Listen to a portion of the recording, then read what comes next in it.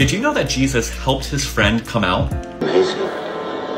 Every word of what you just said was wrong. Matthew. But I tell you, everyone who divorces his wife, except in a case of sexual immorality. The word he uses with no argument is porneos. Now, he certainly said a different word in Aramaic, but is translated in Greek by his apostles, the men that he trained and told us to obey in John 17, porneos.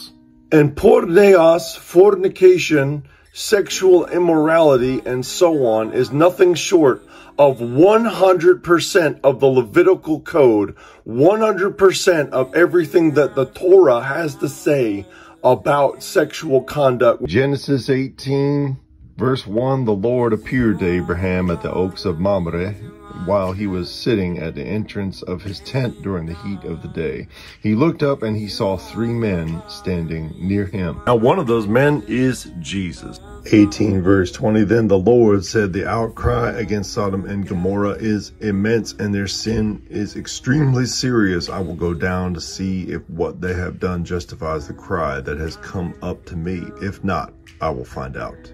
Now, in Genesis, these are things which really did occur, but they also have significance. Sodom and Gomorrah represents sexual immorality. Then out of the sky, the Lord rained on Sodom and Gomorrah burning sulfur from the Lord.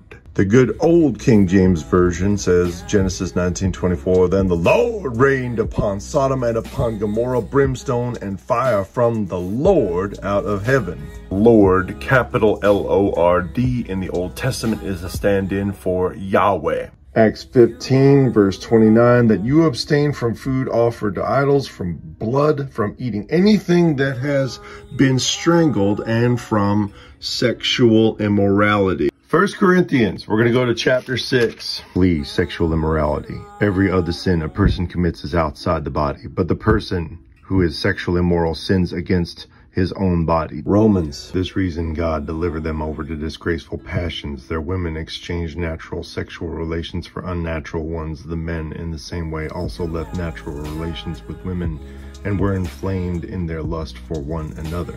Men committed shameless acts with men and received in their own person the appropriate. Some of you used to be like this, but you were washed, you were sanctified, you were justified in the name of the Lord Jesus Christ and by the Spirit of our God. Yet there's Christians that call themselves ally. That's wild.